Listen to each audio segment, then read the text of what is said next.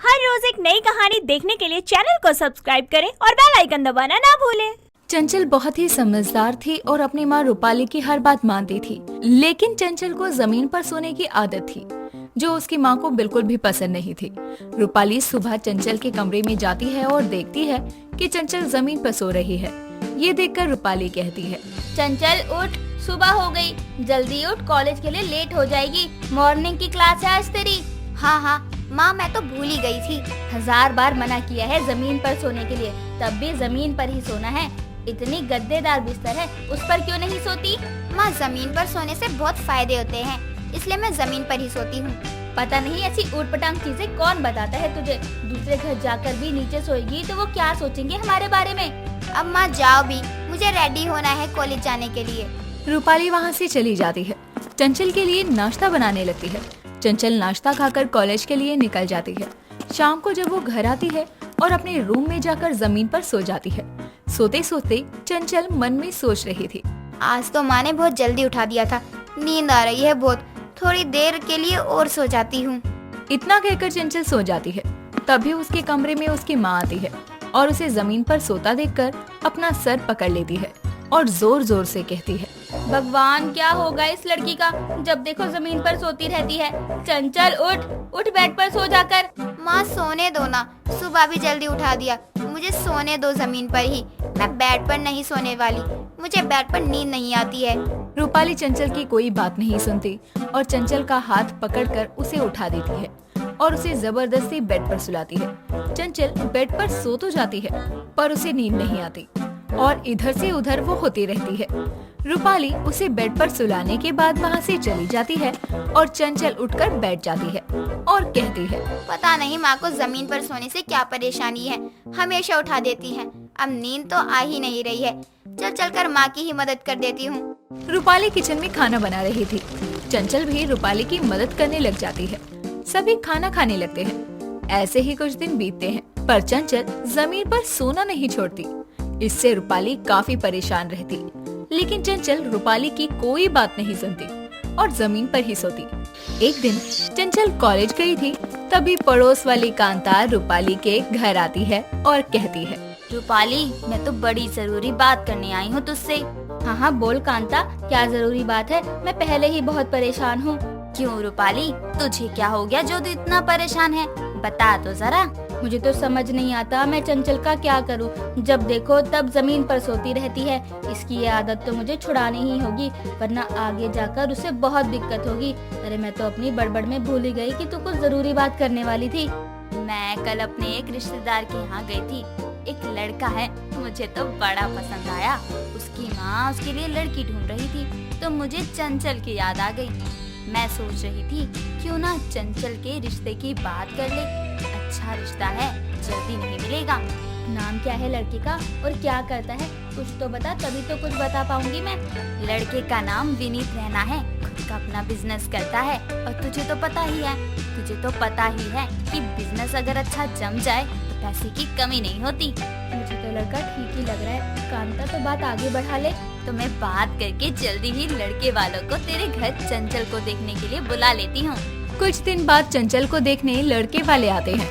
परिवार वाले आपस में बैठकर शादी की डेट को फिक्स कर देते हैं। चंचल का कॉलेज खत्म होते ही दोनों की शादी बड़ी धूमधाम से होती है। चंचल कुछ दिन तक तो बेड पर सोती है, लेकिन उसे बेड पर नींद नहीं आती, जिस वजह से वो रात भर जागती रहती है।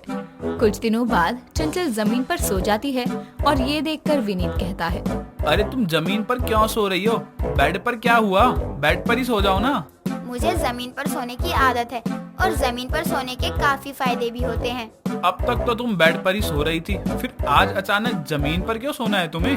हाँ, अब तक मैं बेड पर सो रही थी, लेकिन मुझे बेड पर ठीक से नींद नहीं आती, इसलिए मैं अब से जमीन पर ही सो जाऊंगी। लेकिन तुम नीचे जमीन पर सोगी और मैं ऊपर बेड पे, ये अजीब नहीं है? और अगर घर में किसी ने देख लिया तो उन्हें लगेगा कि हम दोनों का झगड़ा हुआ है। मैं तो कहती हूँ आप भी मेरे साथ जमीन पर सोना शुरू कर दो, फिर देखना आपको कितनी अच्छी नींद आएगी। चंचल, तुम्हें जमीन पर सोना है तो सो जाओ, मैं तो बेड पर ही सोऊंगा। ठीक है, जैसी आपकी मर्जी। इतना कहकर दोनों सो जाते हैं। चंचल की सास दोनों को उठाने के लिए दरवाजा खटखटाती है। विनीत भूल जाता है कि चंचल जमीन पर सो रही है।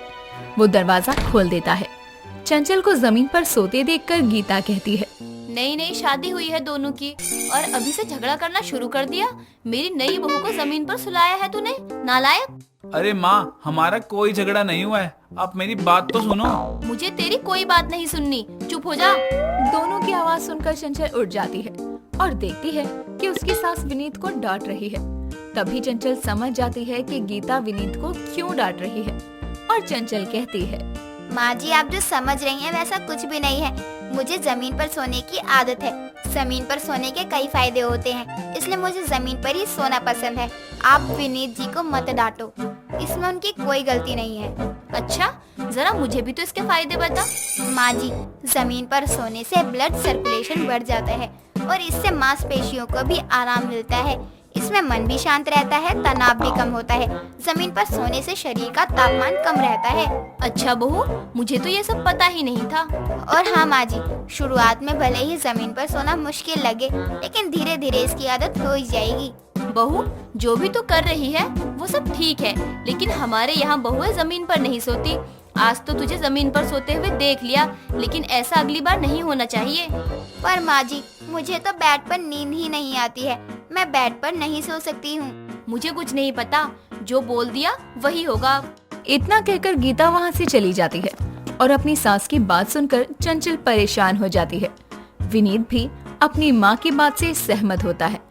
अपनी सास की बात रखने के लिए चंचल बेड पर सोने का बहुत ट्राई करती है, लेकिन वो बेड पर नहीं सो पाती। एक दिन दोबारा से वो जमीन पर सो जाती है और सुबह होती है तो चंचल नहाकर किचन में जाती है और नाश्ता बनाना शुरू करती है।